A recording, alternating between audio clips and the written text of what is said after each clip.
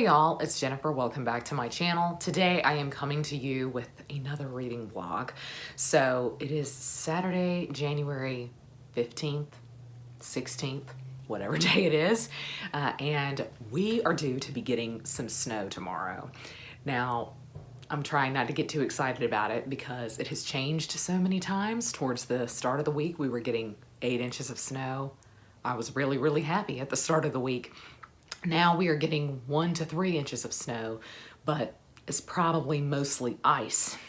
So we'll likely lose power. So I don't really know why I'm starting this vlog, but I thought it would be fun to have kind of a snowy reading vlog.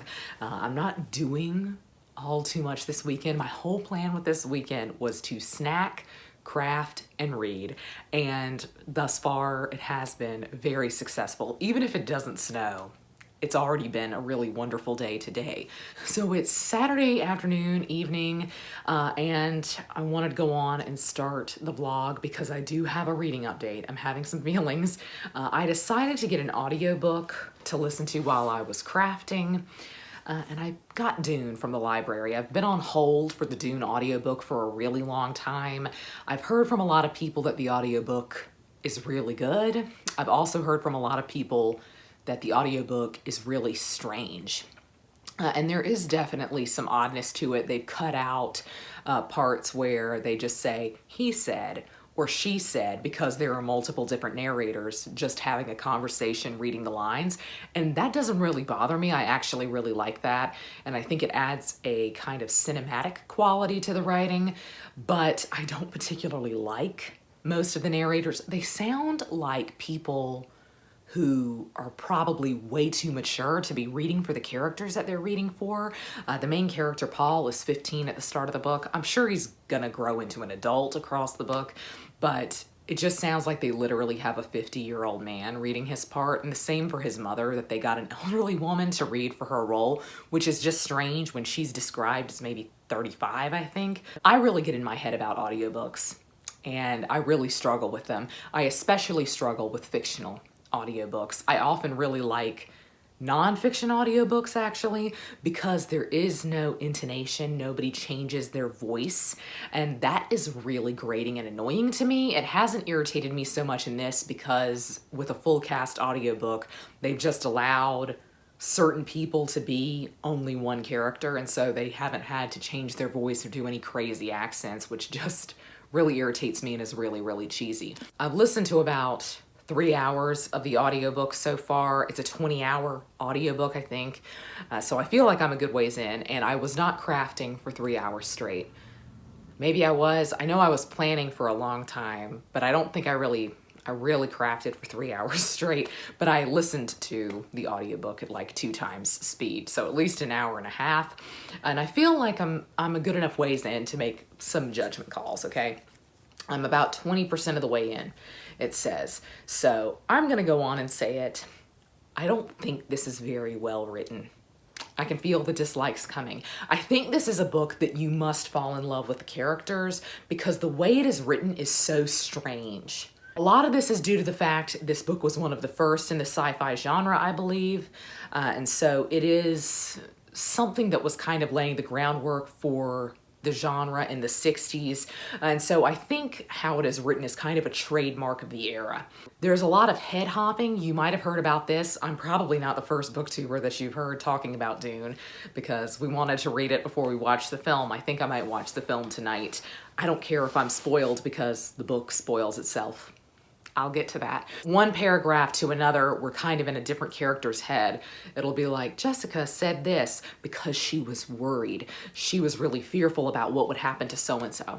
And then Paul, the main character, would respond, he is also so worried about so-and-so. And he feels this inner turmoil. And I'm like, okay, that's actually really kind of confusing. And I don't know if it would be as confusing for me if I were reading it physically.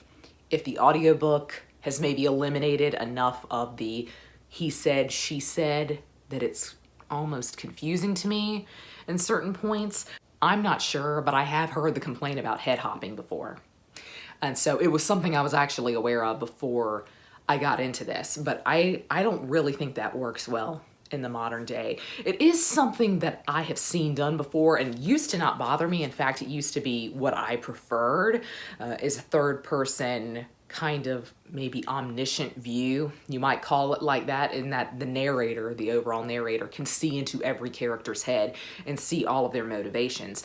But it's working to the detriment of this book, in my opinion, because characters that are evil and that are traitors, you see into their head in one paragraph, I'm going to betray them. So you know that's going to happen. And thus, there is no real suspense in the book. There are also these little chapter intros by a character who's kind of written a book about this time period, which I normally love. I really love a book within a book. But she essentially tells you what is going to happen in the chapter before the chapter happens. And so it's kind of like, why did you summarize that before it happened? It makes this feel academic, which I think is pretty interesting, and is actually a part of it that I'm kind of enjoying, is that you're reading this to understand something that happened. Maybe this is a historical period that you're learning about, and it's assumed that perhaps you already know the story. If that's the case, that's really fascinating. And actually, I've just talked myself into liking that. I kind of like that now. But I think it's stolen a lot of the enjoyment of the book for me, because I don't really feel any suspense. I don't really feel as though, oh, I want to figure out what's going to happen next, because I know, and I know even in instances where there is some mystery that is going to be told to me before it happens. And characters' deaths have been spoiled like that, which I think was a really interesting choice. But if I'm looking at this kind of like an academic text or even a historical nonfiction, and it's as if Frank Herbert, the author, is telling me information I already know, just in more detail, I kind of like that. I think there's a lot of interesting stuff going on here, and I really like the story. I think it will translate incredibly well to the screen. The reading experience thus far has not been all that exciting to me, or all that engaging, actually. I don't know how much of that is due to the fact that I'm listening to an audiobook and that I've struggled with some of the narration, but I'll let you know. I'll update you again. I'm planning on crafting some more tomorrow, and maybe even tonight. And so I will definitely continue on with the audiobook, and maybe what I'll do is sit down and read the book alongside the audiobook. Maybe I'll really like that. I don't know. So we'll see how that goes. Bad thing is, I don't know if I'll be able to figure that out, because there are no chapter numbers. It's kind of just jumping around. So I think this will be a really fun one to read while it's snowing and while I'm crafting, because I'm working on some stuff that's in space. I'm working in a new K-pop journal. It's a binder, and one of the groups that I'm really interested in, EXO, if you know anything about them, their whole concept is like that they're from space, and that this evil corporation, this evil space corporation, is chasing them and is trying to hunt them down, and like they have clones in space. It's just really always a space vibe. And so I'm working with like their planetary pictures. They have this set of postcards that is like their own each individual planet, and some of them are kind of Dune-y, some of them are kind of like purpley blue. It's just really fun, and I thought if I'm working with space and I'm working crafting with space and planets, it felt like I needed to be listening to a sci-fi book. So that's one that I am currently reading, and I expect to get through it a good ways probably this weekend. Another book I've started that I am not very far into at all is The Poppy War by Rf Quang. I decided to pick this up basically because I'm kind of on a Chinese fantasy kick. I also just recently picked up Daughter of the Moon Goddess, and that is a retelling of the Chinese moon goddess myth, which sounds really dreamy and lush. But I just finished, not too long ago, maybe a couple of weeks ago, I finished Iron Widow, which is a sci-fi but kind of has fantasy vibes to it a bit, in my opinion. More than sci-fi. I mean, definitely there are sci-fi elements, but there's kind of like a fantasy-like arc to the story, which is also a Chinese-inspired story, which was just lovely. I mean, I was obsessed with that. 5 stars. I read that as my last book of 2021, and it should have gone on my favorites list. And I have a really good feeling about Daughter of the Moon Goddess. So I decided to pick up The Poppy War. I've read this before. once years ago when it first came out. And it completely jolted me because this book has two very different sections in it. The first half of this book is kind of a magical school setting. The second half of this book is a war story, essentially, and it is very, very dark. And I preferred, on my first read, the school setting. And I'm not normally someone who goes crazy for a magical school, but I really liked it in this book, it seems like. It's been so long now that I don't remember anything about it, but this is essentially retelling a very, very dark period in Chinese history, modern history at that. And the main character, I believe, traces the arc of Mao Zedong, which is going to be really interesting. I'm already regretting the fact that I didn't decide to pair this with a nonfiction, and I think maybe that would be the way to go. If you're going to read this, I think you should probably get a nonfiction read to go alongside it, because I want to give this my all, and I want to really make sure that I'm understanding all of the references that the author is making. I'm not very familiar with modern history much at all, but certainly not modern Chinese history. So I'm excited to read this. I know it's going to be dark, but I'm really excited about it because I think there is an element of the gods at play in this series, which I'm always interested in fantasy. I'm really excited to read this, but I think it's going to be kind of a tough read. I'm only 40 pages in, but I am enjoying it so far. Last but not least, I am reading Fathers and Sons for my own classics book club. This is a very, very short Russian classic by Ivan Turgenev. It seems really appropriate to read him when it's snowing, but I'm gonna go on and say I am not enjoying this as much as I have enjoyed his short fiction. And I don't mean to say that it's bad at all, because I do still really enjoy it, and I think his writing style is so approachable and beautiful, but this is a very different tone to his short fiction. He, as an author, I believe, went through quite a big change between writing something like First Love and writing this book. And I think he switched over from the era of romanticism into realism, which I am not nearly as interested in. But that's a big theme in this book so far, that and nihilism, and certain characters kind of stand in for certain ways of thought, which I think is really interesting. And I'm really going to ultimately enjoy the book, I feel, but it isn't as dreamy as some of his shorter works were. But those are all of my reading updates for right now. I'm gonna go finish what I'm working on in terms of crafting. Maybe I'll show you what I'm working on currently. But so tomorrow the snow is coming in. When I wake up in the morning, the snow should be here.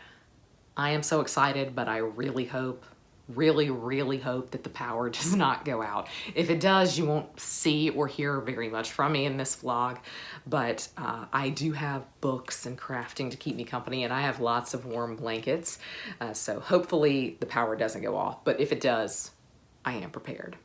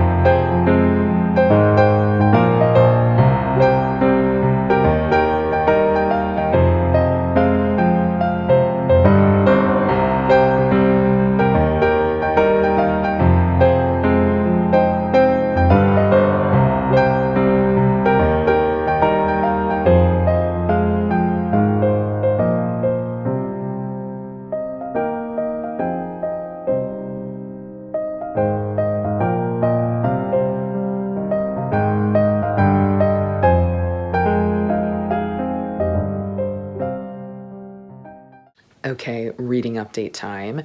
Yesterday we did get snow, and it was more than the 1 to 3 inches that they downgraded us to.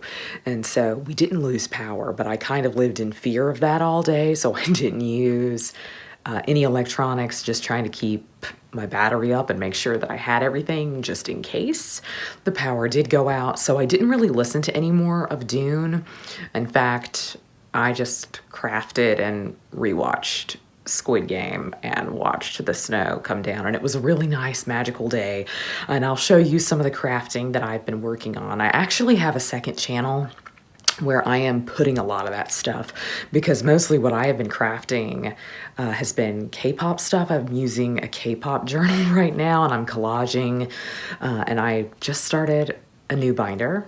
And so I'm putting all that stuff on my second channel, and I'll link to up above my journal flip through from last year that I put up on that channel. That might be of most interest. That's going to be mostly a crafting channel, but it is going to be more K-pop focused. So if you're not into that, that's why I decided to pour all of that stuff over there rather than put it on this channel. So I didn't listen to any more of Dune. In fact, I kind of pivoted and picked it up physically. And I will say that reading the book physically is an entirely different experience to reading it via audiobook. And I think that makes me want to kind of go back on some of the criticism that I had of it. I do think I would likely enjoy it more were I just reading it physically, but I haven't really been reading physically very much lately. And so I decided to really rely on the audiobook here. I do really think it's going to be a very cinematic story, and I think it will work better for me in the film than it is working for me as a book. I did not wind up watching the film because I saw that to rent it was $20, and I thought, no, you'll come back on HBO soon enough, so I'm not going to do that. But maybe it's for the best anyway, that I can just finish the book and know everything, though I think the film is only half of the book. So I'm not quite sure where they cut it off, but I do think it's going to be a story that works really, really well in film. Fathers and Sons, I'm still working through. I'm about halfway through that as well, but that's a very short book, so I'm not really going to pat myself on the back there. I'm still not really reading much. I didn't read very much yesterday at all, and I haven't read at all today, but I am about halfway through Fathers and Sons, and I really am enjoying it. But I think the thing is, I am enjoying it more in theory than in actual practice. I think the ideas that he is talking about, and I think the themes of the book are incredibly interesting, but I do not at all think it's being executed in the same way as his shorter fiction. I don't think it's being executed as well. I do think it's really beautifully written, and I think it's also very accessible. And so if you were joining in with the read-along this month, with the book club this month, I hope that that's what you're finding, that this is just an incredibly accessible classic. And I really think that it is. I think it's a great choice that we started out with something really short, and that we started out with something that is not densely written. And I really enjoy the themes at play here. Fathers and Sons is really about kind of opposing viewpoints between an older and a younger generation. And I think that's relatable in the modern day.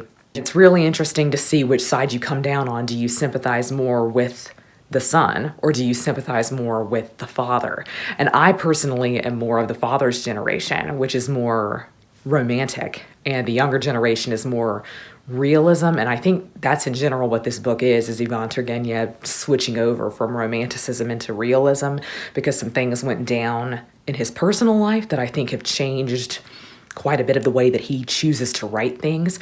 And I think in general, I'm just going to always prefer his shorter fiction to maybe this novel. And I know he has another novel. Is it Spring Tides? Gosh, that just sounds so familiar to me. It's something about spring, and I would like to read that as well. So we'll see. But right now, I do think the concepts are more interesting than the actual book, if that makes any sense. I'm also still reading The Poppy War, maybe 150 pages into that. I hate the main character. I knew that was going to be a problem, and I don't recall liking her the first time that I read this, but I'm going to give it a shot, and I'm going to read it, and hopefully, because I know there's going to be a switch in tone about halfway through the book, I'm going to be more prepared for that darker tone in the second half. And maybe because I know that's really what the series is, I could go into it already expecting that and then preferring that to what this earlier half has been. But this earlier half, has been more school focused, and I think that's probably the part of the book that's most enjoyable to a lot of people, and I think that's probably why this book often gets slotted into YA. It is not a YA story. It absolutely is not, but I do think that's probably why people assume it's YA, is because half of it does take place in a school and half of it, they are very, very young characters. I'm really fascinated by this because I think the main character is supposed to be kind of a mirror image of Mao Zedong. So I tried to look into that a little bit last night because I was down kind of a rabbit hole after we got this breaking news in the Anne Frank case. Did any of y'all hear about this? So apparently they have found out who sold out Anne Frank's family, and so why they were discovered when they were in hiding. And it was a member of the Jewish community who was working in a Jewish council for the Nazi government. The Nazis forced the Jewish people to create this council to rat out their own people who were in hiding. And so this is a guy who was trying to save his own family, who had addresses where he wasn't really apparently quite sure if anyone was still hiding at these addresses. He chose to give those over. And unfortunately, the Franks were still in hiding at this address. And so that's what happened to them. And it's been just fascinating reading. And so I jumped down the rabbit hole there and I wound up with Stalin. How this happened, I don't know. You know how you get on a Wikipedia rabbit hole, just clicking on things, trying to find things out. And so I wound up on Stalin's, and Mao Zedong loved Stalin and was a big fan of Stalin. And when anybody criticized Stalin, like years later, Nikita Khrushchev criticized Stalin, and he was like, this is the most disrespectful thing that you could possibly have done, was to disrespect Stalin in front of me. And I just found that fascinating. It seems to me that Stalin and Mao Zedong are like in a different time period to each other. Hitler even feels as though he's in a different time period to Stalin and Mao Zedong. I guess because I associate them so strongly with things that happened in their own countries in different decades. So it doesn't really strike me that they all lived at the same time and that they could have met, which is really interesting. But all this to say, if the main character does take the same trajectory as Mao Zedong, we're in for a really, really rough ride. A really rough ride. So I'm not really sure right now which elements of the story are truly retellings of actual events and which were made up for fictional purposes. I mean, of course, the magical elements were made up for fictional purposes, but I'm going to be curious to see if Ren, the main character, is really the only stand-in for a historical figure, or if other characters also mirror historical figures of this time period. So I'm just really fascinated by this. And again, I think the concept of it is more interesting to me than how it's being executed. I do feel as though the Poppy War really feels like someone's first novel. There are parts of it that feel very, very rough to me. I mean, elements of using the same word 2 and 3 times in a sentence, which is just one of my pet peeves. If I was an editor, that is something I would flag. It really bothers me to see the same word 3 times in a sentence. But I'm going to give it a go and I'm going to finish it. That's my goal this year, is that it doesn't matter how long it takes me to finish a book. If I am enjoying it and it takes me 3 months to finish a book, that's okay. We're not judging anymore and we're not feeling stressed about it anymore. So I am enjoying it as I'm reading it. I'm just reading all 3 of these things very, very slowly. Dune I'm enjoying the least, but I think there's just a clinical style to it in the audiobook.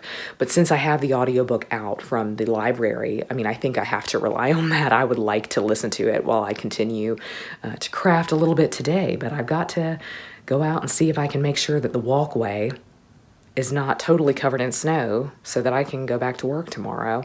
But that's all the reading update that I have for now. I will show you what I have been working on. Okay, so here's what I'm currently working on. And I'm probably actually working on far too many projects. I didn't bring all of them down here, but I have at least 3 things on the go right now.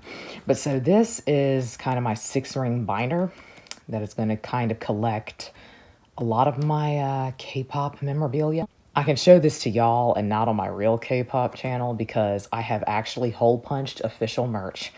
And you'll find in the K-pop community that most people are like real collectors. They're almost like in the days of old with baseball cards. That's a little bit like what K-pop is at this point, I think, and I think people are afraid to use the items that are included in the albums. Not me. I got into this because I love the crafting element of it. So this is my 6-ring binder, and I actually ordered this straight from Korea. So I am in that deep. This is kind of a really popular binder over in Korea, so far as I understand it, for photo cards. And so these photo cards come in a K-pop album, and I love them. This is easily like the aspect of a K-pop album that I think is the most fascinating, and I really, really enjoy the most. So this is kind of going to be an EXO album, if you know who EXO are. They are a really great K-pop group, and they are my favorite K-pop group. So this is Baekhyun, who's one of my major biases, one of my favorites. And so I decided to put him on this background because you can kind of see this through the front of the binder. And so this came in an album where they are kind of in outer space, which is kind of their whole theme, actually. Most of their albums deal with space in some way, shape, or form. But this is actually his planet. As you can see, there he is on the back. But so I have been making these little tip-ins to go between these two pages. So this is official merch. And this is what I think I would get in trouble in the K-pop community for, is hole punching it. But it's really, really big, and I just wanted to display it. So I made this little card for Baekhyun, and I just love it. I bought this space paper a little while ago, and I'm so glad that it went on theme. And so I've been doing collages. That one's horizontal. It's weird, but I kind of like it. And this is another member, Schumann. And so I've put like a small picture on the front, and then I work on their collage on the back. And this is Schumann's planet. There he is. This was like an ad that came in the album, and I said, you know what, I'm keeping that, and then I collaged on the back. Then we have, this is my favorite member. This is my real bias, Sehun, and I love this paper, this galaxy paper. And then there's my collage of him on the back. This is his planet. Ta-da. I haven't worked on these others because they're kind of like orange planets. I don't really have anything that's dusty or orange or like Tatooine feeling, but I really, really love it. And I love that they went for that kind of red theme. This is other stuff that I've hole punched that the K-pop community would get mad at me about. This came in my Super M album. And this is my postcard from Super M. And then this also came in a Super M album. And I don't know what I'm doing yet with this. So this is just one of the projects I've been working on this weekend, and I would like to get it finished. So our snowy weekend is done. We actually are supposed to get some more snow at the end of this week, which would be great. Really, really exciting. But I thought I would just go on and wrap up the vlog here. It's not been a very exciting one, I'm sorry. I really thought I was gonna get into these 3 books, and I'm in to all 3 of them. I just wanna say that I'm enjoying them when I read them. I have literally no desire to pick up any of the 3 of them when I have them put down. And I think that says something for my mood rather than for the book. Though in the case of the Poppy War, I do think it's the book. I won't say that I'm not enjoying the Poppy War because it's actually the book that I'm the furthest in. I'm about 3/4 of the way through it, and I'm really enjoying it when I am reading it. It's just not a book that I feel much desire to pick back up, if that makes any sense. Some of that is the subject matter. It's dealing with a lot of really dark and heavy stuff, of course, and thus it's not really a book that I want to pick up at the end of the day because it's not really a good one to kind of come down from the stress of the day. It really kind of amps you up rather than relaxes you. Dune, I'm still trying to listen to just because I have it out from the library. I don't know. I just don't know. I think maybe I really should pivot to reading it physically, though I think the audiobook has helped me avoid some of the confusion that I've seen a lot of other readers have with it.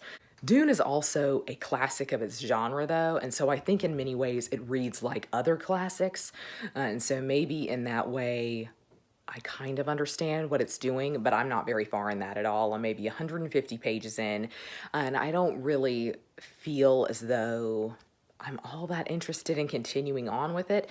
And maybe I'm just not really in the mood for it, or I'm not in the mood to listen to an audiobook, which is probably the truth, because when I switched over to physical, I found that I was enjoying it a little bit more.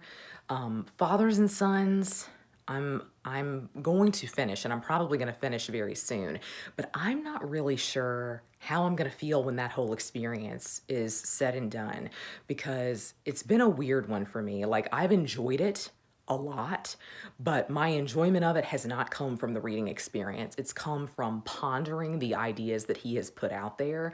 And I think maybe that's the point of the book. But for me, it has been a little bit more cerebral. It's been more interesting on a conceptual level than actually reading the book. And I don't know how other people are feeling. I haven't checked the Discord in a while to see how others in the book club are feeling about this, and if maybe I'm the odd man out here, or if this is something that a lot of people are experiencing. So I can't wait to catch up on that and see how people are feeling about stuff. But I think I'm just going to wrap up the vlog here. I would love to know if you have read Dune, The Poppy War, Fathers and Sons. But that's going to be all from me today. I hope you're all having a great week. Happy reading. Goodbye.